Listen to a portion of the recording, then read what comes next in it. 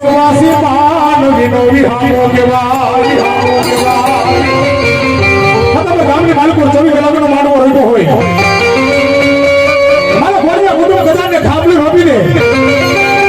માં ભારતા ગદાને મોઘામુલા માંડવાની માલિકો કોઈનો હોશિયાર ન થવા દો નામ તારી ગદાને માંડવાની થાંભલી હોય આજુબાજુના સેડા સમાડાની માલિકો